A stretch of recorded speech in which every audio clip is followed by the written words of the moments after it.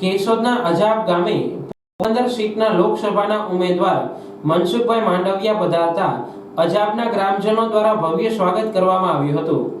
આ પ્રસંગે અજાબ શેરગઢના સરપંચશ્રીઓ હાજર રહ્યા હતા।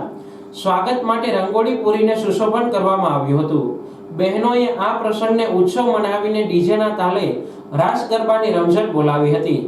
ખૂબ જ મોટી સંખ્યામાં અજાબ શેરગઢના ગ્રામજનો હાજર રહીને મનસુખભાઈ માંડવિયાનું અધકેરું સ્વાગત કર્યું હતું।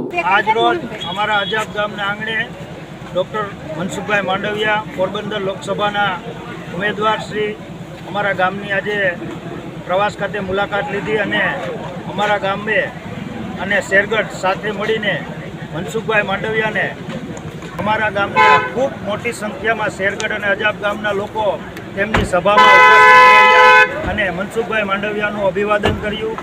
આ પ્રસંગે અજાબના સરપંચ મગનભાઈ અગેરાએ આ વિસ્તારની ખેતી અને પાણીની વ્યવસ્થાની પરિસ્થિતિ જણાવી હતી અને આ વિસ્તારમાં ભૂગર્ભ સંગ્રહ શક્તિ ખૂબ જ ઓછી હોય સારા વરસાદ થવા છતાં શિયાળુ પાક પણ પાકી ના શકે તેવી સ્થિતિ દર વર્ષે ઊભી થાય છે। માટે આ વિસ્તારમાં સૌની યોજનાનું પાણી વહેલી તકે મળે તેવી વ્યવસ્થા થાય તેવી અપેક્ષા વ્યક્ત કરી હતી।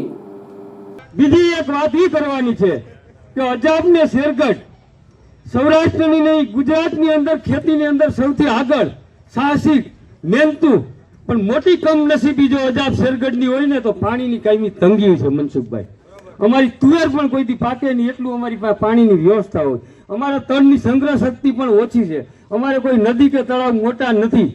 એવા સમયે આપણા વડાપ્રધાનને જે તે સમયના મુખ્યમંત્રી નરેન્દ્રભાઈ મોદીએ દુષ્કાળને દેશવટો સૌરાષ્ટ્રમાંથી મળે એ માટે સૌની યોજનાનું આયોજન કર્યું છે।